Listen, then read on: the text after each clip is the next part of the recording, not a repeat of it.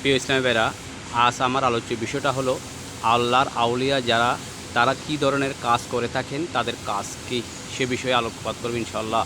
হযরত উসমান হারুনির নিকট এক ব্যক্তি আসলেন, আরজ করলেন, জনাব, আমি অনেক বড় পাপী, আল্লাহ সুবহানাহু ওয়া তাআলা আমাকে আমার এই পাপের জন্য আমাকে ক্ষমা করবে না। অনুতপ্ত অনুভব করলেন।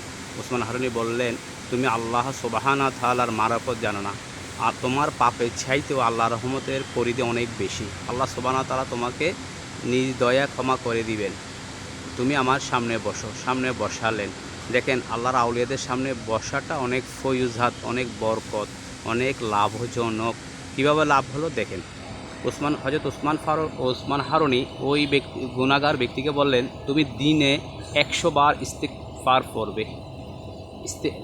ইস্তেগফার করার পরে তুমি আল্লাহ সুবহানাহু ওয়া তাআলার নিকট ক্ষমা প্রার্থনা করবে।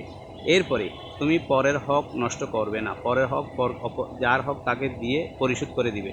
এরপরে হলো তুমি মানব কল্যাণে কাজ করবে। সূরা আল ইমরান 110 নম্বর আয়াতে আল্লাহ সুবহানাহু ওয়া তাআলা বলেন, মানব জাতির কল্যাণ সাধন করার জন্য তোমাদেরকে পৃথিবীতে প্রেরণ করা হয়েছে। দেখেন, আল্লাহর আউলিয়ারা কোরআনকে মানুষের মধ্যে ভাগ করে দিচ্ছে, ঢুকাই দিচ্ছে। ওদের জীবনটা দেখেন কত সুন্দর, মানুষকে সুন্দর পথে নিয়ে আসতেছে।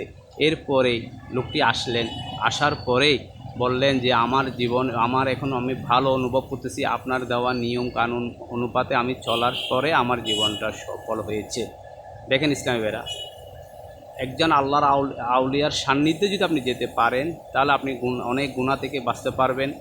এটাই হলো সুফিবাদ, এটা হলো তাসাউফ, যে আল্লাহর দিকে ফিরে আসা।